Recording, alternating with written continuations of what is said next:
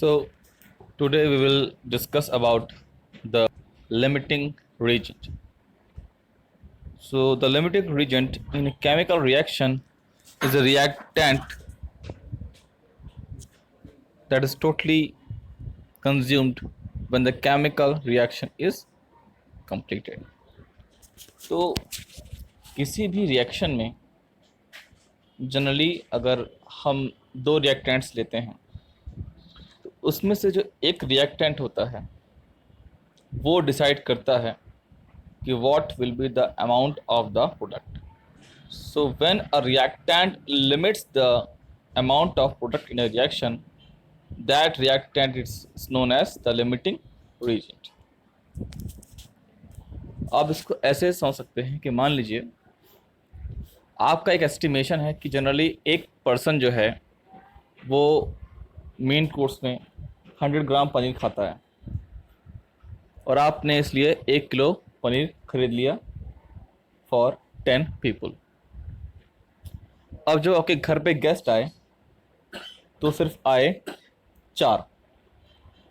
तो इसका मतलब क्या हुआ कि जो आपके मेहमान हैं, जो गेस्ट हैं, उनकी जो संख्या है उसने आपके पनीर के डिश को लिमिट दे दिया कि हम बनाएंगे सिर्फ 4 लोगों के लिए, बाकी यानी आपका जो 600 ग्राम है वो बच गया।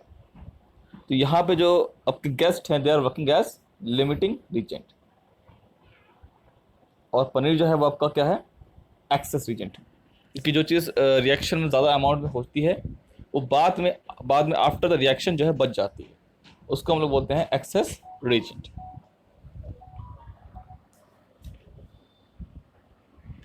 सो why we must know about the limiting reagent. हमें लिमिटिंग रीजन के बारे में जानना इसलिए ज़रूरी है क्योंकि इसको आइडेंटिफाई करने के बाद ही हमें जो है एक वे मिलता है कि how to calculate the percentage yield of a reaction. क्योंकि जो आपकी जो थ्योरेटिकल यील्ड होती है वो हमेशा डिफ़र करती है generally with the practical yield. यानी हम थ्योरेटिकली जो है एज्यूम करते हैं कि अगर ये रिएक्शन होगी तो आपका प्रोडक्ट का अमाउंट क्या होगा, ठीक है। But after knowing the limiter reagent we can exactly know that how much exactly we will get the product. Now the question is how to identify a limiting reagent. तो किसी भी chemical reaction को lab में study करते हुए या फिर किसी केमिकल इक्वेशन को थ्योरेटिकली स्टडी करते हुए आप नहीं बता पाएंगे कि इस रिएक्शन में कौन सा रिएक्टेंट जो है एज अ लिमिटिंग रिएजेंट जो है काम करेगा।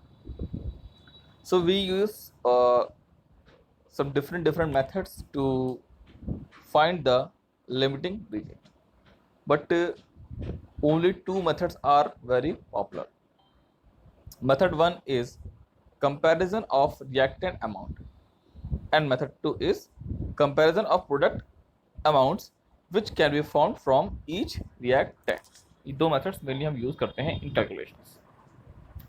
तो जो मेथड 1 है, देखिए इसमें करते क्या है। We use mainly method 1 for those chemical reactions in which we have 2 reactant। यानी जो आपका मेथड 1 है वो सिर्फ उन्हीं केमिकल इक्वेशन के लिए मेनली यूज़ किया जाता है जिसमें सिर्फ 2 ही रिएक्टेंट हों, ठीक है। Number 2, one reactant suppose that A is chosen and the balanced chemical equation is used to determine the amount of the other reactant B necessary to react with A। ठीक है, यानी मान लीजिए आपके पास एक इक्वेशन है A plus be giving you C and D, ठीक है। तो हम पहले करते क्या है कि किसी एक रिएक्टेंट हमने A को हमने ले लिया और अपने केमिकल इक्वेशन के अकॉर्डिंग जो है हम ये फाइंड करते हैं कि जो आपका रिएक्टेंट B है उसका कितना अमाउंट हमें चाहिए होगा रिएक्ट करने के लिए completely with the A। If the amount B is actually present exceeds the amount required, then B is an excess and A is the limiting reagent. मान लीजिए आपके पास जो रिएक्टेंट बी है उसका अमाउंट जो है मतलब जितना प्रेजेंट है और जितना हमें चाहिए, अगर जितना वो आपका वो है रिक्वायरमेंट है, अगर वो कम है और उसका प्रेजेंस ज़्यादा है तो हम क्या मानेंगे कि बी हमारा जो है वो एक्सेस में है और ए जो है हमारा लिमिटिंग रीजेंट। अब इसका अगर हम सोचे अपोजिट कि मान लीजिए ए आपके पास सपोज दैट 10 ग्राम था,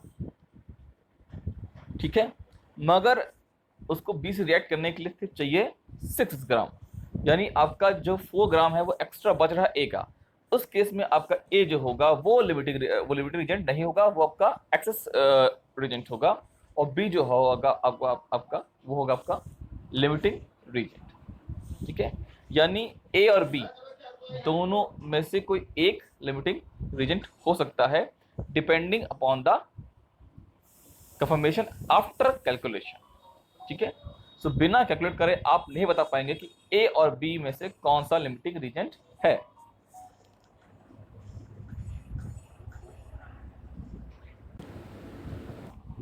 ओके, अब हम बात करते हैं मेथड नंबर 2 की। तो method number 2 is comparison of product amounts which can be found from each reactant. इसमें हमारा काम क्या होता है, पहला कि हमारा जो प्रोडक्ट है, ठीक है, उसके अमाउंट को हम कंपेयर करते हैं with each reactant present in the chemical reaction. ठीक है, अब जब हम अपने प्रोडक्ट के अमाउंट को हर केमिकल रिएक्टेंट के साथ कंपैरिजन करते हैं तो वो आपका रिएक्टेंट जो कि सबसे कम अमाउंट बनाता है, किसका, प्रोडक्ट का बनाता है, उसको हम लोग क्या बोलेंगे, limiting reagent. So the limiting reagent in that case is the one which can form the smallest. तो अगर और आसान भाषा में कहें तो वो रिएक्टेंट जिसका कंट्रीब्यूशन सबसे कम होता है आपके प्रोडक्ट को बनाने में, उसे हम क्या बोलेंगे, द लिमिटिंग रीजेंट। ठीक है,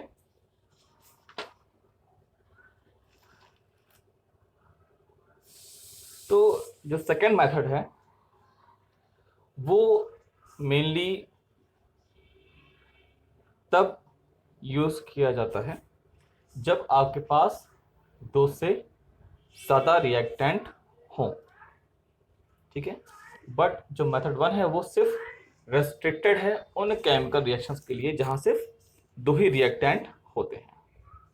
ठीक है, so I hope you got the concept of the limiting reagent and its methods. So now we will discuss some calculations to understand more about the limiting reagent. So let's take example number 1. So the question is, you are given 10 grams of nitrogen and 10 grams of hydrogen. ठीक है, given the following reaction, which one is the limiting reagent and how much product will form?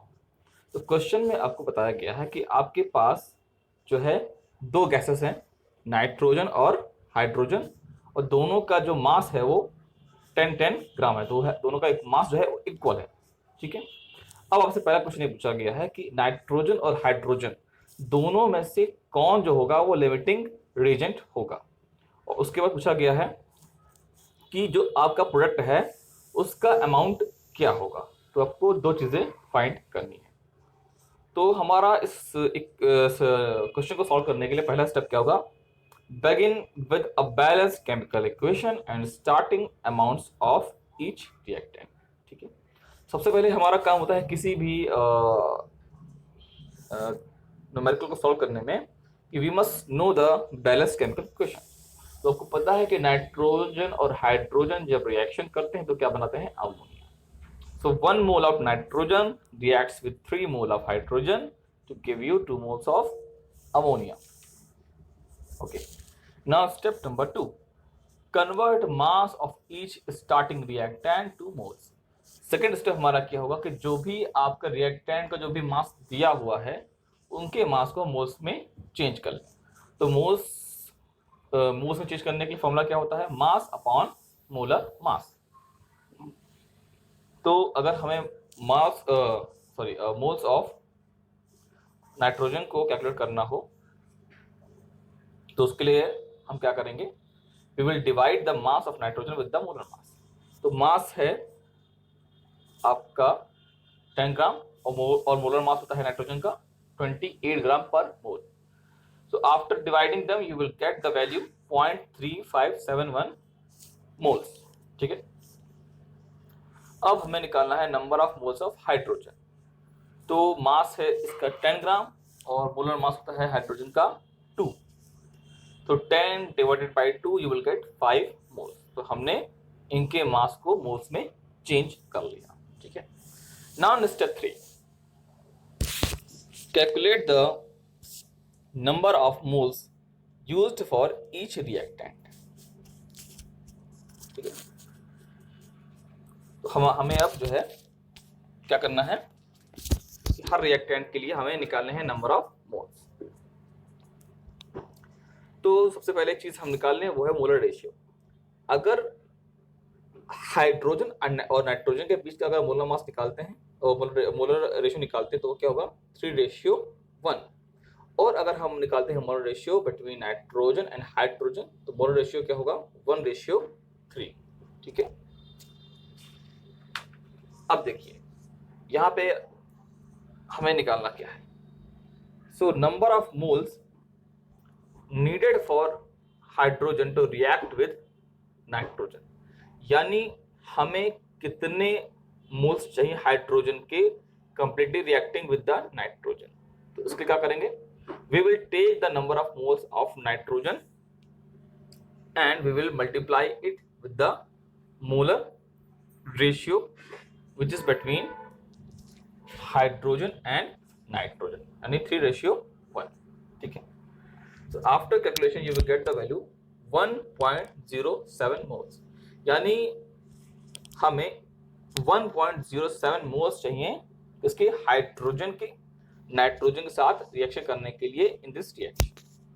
ठीक है, अब number of moles of nitrogen needed to react with hydrogen. अब हमें निकालना है कि हमें कितने मोल्स नाइट्रोजन की रिक्वायरमेंट है हाइड्रोजन के साथ कंप्लीटली रिएक्शन करने के लिए। तो उसके लिए हम क्या करेंगे, हम नंबर ऑफ मोल्स को हाइड्रोजन को लेंगे और उसको मल्टीप्लाई करेंगे विद द मोलर रेशियो 1/3। ठीक है, तो अगर आप 5 को 3 से डिवाइड करेंगे तो क्या आएगा 1.66 moles. So 1.66 moles of nitrogen are needed to react completely with the hydrogen. ठीक है, तो ये हमने निकाल लिया। Now in step 4 compare moles have with moles needed, यानी अब आपको कंपैरिजन करना है कि आपके पास जितना अमाउंट है आपके रिएक्टेंट का और हमें कितना चाहिए। ठीक है, तो देखिए since moles needed of nitrogen that is 1.66 moles exceed the moles have 0.357 moles, so N2 is the limiting reagent.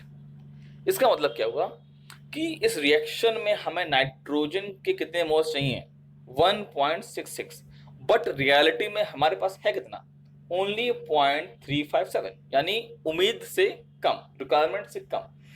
तो जो रिएक्टेंट आपके जो है रिक्वायरमेंट से कम पाया जाता है किसी रिएक्शन में उसी को हम लोग बोलते हैं लिमिटिंग रीजेंट। तो नाइट्रोजन आपका क्या होगा लिमिटिंग रीजेंट होगा। ठीक है, क्योंकि जो आपका हाइड्रोजन है वो क्या है, वो आपका एक्सेस में है। ठीक है, तो इसको समझने के लिए दोबारा से हम इसको समझते हैं। तो हाइड्रोजन के कितने मोल्स हमारे पास हैं टोटल 5 मोल्स, लेकिन हमें कितनी रिक्वायरमेंट है ओनली 1.07 मोल्स की, यानी कितने मोल्स आपके हाइड्रोजन के बच जाएंगे after this reaction, it is 3.93 moles. तो इसका मतलब क्या है कि हाइड्रोजन जो है वो आपके पास एक्सेस में है, तो उसको हम लोग क्या बोलेंगे एक्सेस रिएक्टेंट या एक्सेस रिएजेंट। ठीक है, फिर जो नाइट्रोजन है उसके जो है हमारे पास कितने मोल्स हैं 0.357, लेकिन हमें चाहिए कितने 1.66 मोल्स। तो इसका मतलब क्या हुआ no amount of nitrogen will be left in the reaction, यानी नाइट्रोजन आपका फुली कंज्यूम हो जाता है, यानी वो रीजेंट जो आपका फुली कंज्यूम होता है उसको हम लोग बोलते हैं limiting reagent. Okay, now we will take the second example to understand more. तो देखिए ये आपका जो भी हमने पहला क्वेश्चन डिस्कस किया, इसमें सिर्फ 2 ही रिएक्टेंट थे और हमने इसमें मेथड 1 को यूटिलाइज किया। ठीक है, now in question number 2 the chloroform reacts with chlorine to form carbon tetrachloride and hydrogen chloride. Okay, in an experiment 25 grams of chloroform and 25 grams of chlorine were mixed. Which is the limiting reagent and what is the maximum yield of carbon tetrachloride in moles and in grams?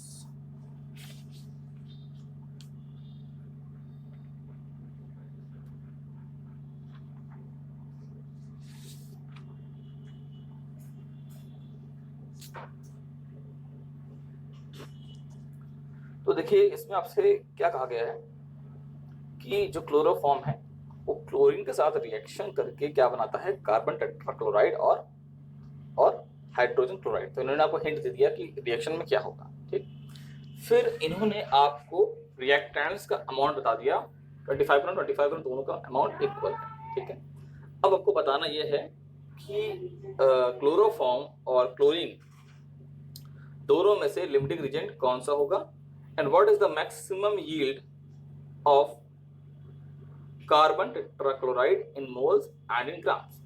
और जब carbon tetrachloride है उसका maximum yield possible कितना है इन moles and in grams.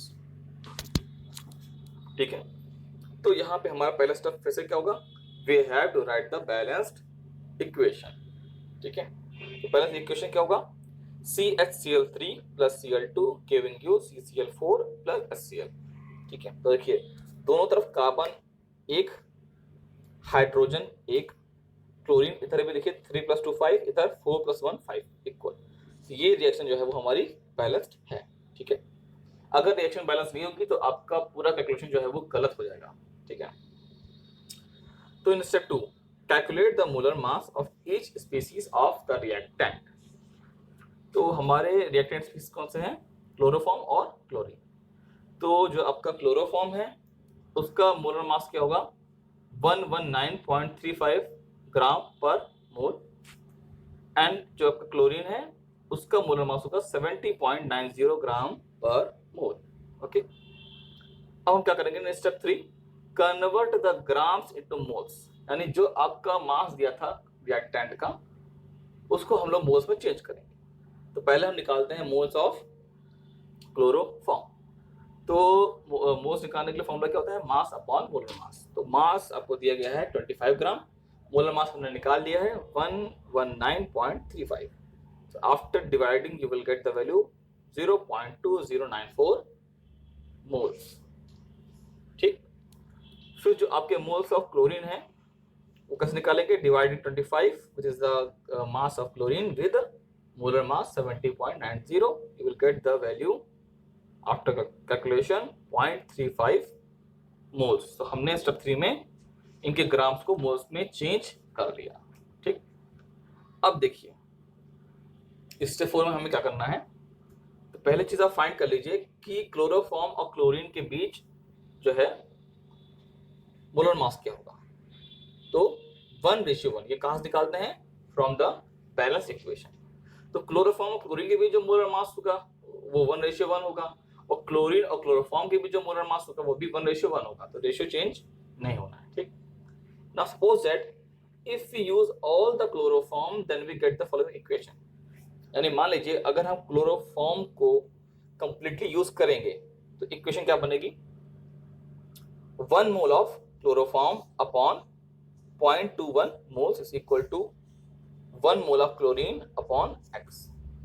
इसका मतलब ये हुआ कि अगर मान लीजिए आपके पास जो क्लोरोफॉर्म है वो इस रेशियो में प्रेजेंट है, ठीक है, तो क्लोरीन का कितना अमाउंट नीडेड होगा to react completely with the chloroform.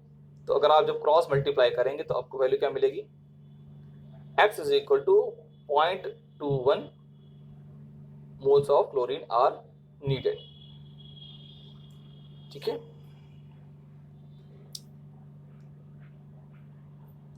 so we need 0.21 moles of chlorine and we have 0.35 moles of chlorine। ठीक है, तो आफ्टर दिस कैलकुलेशन आपको ये मालूम पड़ा कि हमारे पास जो क्लोरीन है वो कितना है, 0.35 मोल। ठीक है, बट हमें नीड कितनी है, ओनली 0.21 मोल। तो इसका मतलब क्या हुआ कि क्लोरीन जो है वो आपका एक्सेस में है, कि क्लोरीन आपका बच जाएगा, because required amount is less than the present amount, so in that case chlorine will be the excess reactant। ठीक है, और इस केस में जो क्लोरोफॉर्म है वो क्या होगा, लिमिटिंग रिएजेंट। बट हमें इसको कंफर्म करना जरूरी है। तो मान लीजिए अगर हम ये मान लें कि अगर हमें पूरा क्लोरीन यूज करना है, ठीक है, रिएक्शन में, तो हमें क्लोरोफॉर्म के कितने मोल्स चाहिए होंगे। तो जब यहाँ पे आप कैलकुलेट करेंगे with the same in step 4, तो आपको मिलेगा x is equal to 0.35 moles of chloroform, यानी आपको 0.35 मोल्स जो हैं वो क्लोरोफॉर्म के चाहिए होंगे to react completely with the chlorine. ठीक है, तो इससे क्या इंडिकेशन मिल रहा है कि जो हमारा क्लोरोफॉर्म है वो रिक्वायर्ड अमाउंट से कम है।